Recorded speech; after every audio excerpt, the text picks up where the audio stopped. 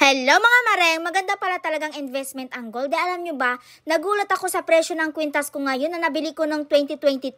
Ang laki ng itinaas! Bali 3 years na rin ang nakalipas mula nung nabili ko tong kwintas ko dito. Kung tatanungin nyo naman kung magkano ang pinambili ko dito, nasa 24,000 NT dollar at kung i-convert natin yun sa peso, nasa 43,000 pesos. Chain lang yun mareng at yung pendant ko naman, nabili ko naman dito ng 6,000 NT dollar. Kung i-convert natin yun sa peso, ay nasa 10,800.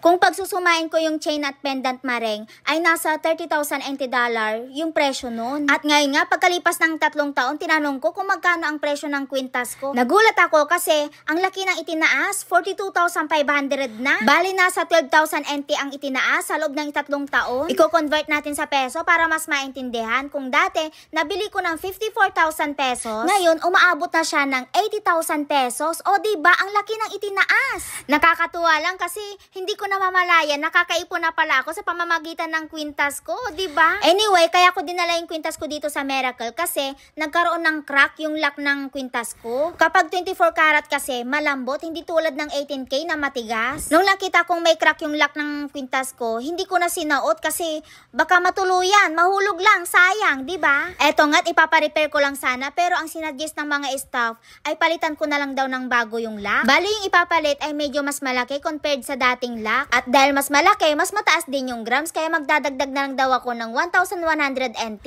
Pumayag na lang ako na palitan ng bago kaysa i-repair lang kasi kapag i-repair lang, mababayad din rin lang ako sa maintenance. At kapag i-repair lang ay siguro madali na lang din masira kaya palitan na lang ng bago, mas maganda pa. At mabilis lang din nilang pinalitan yung lock, wala pang 10 minutes tapos na agad. Mababait din yung mga staff nila dito at marunong silang mag-Ingles kaya kapag bibili ako ng gold dito lang sa Miracle. Ang bala ko nga bilhin sa susunod bracelet kasi wala pa akong bracelet.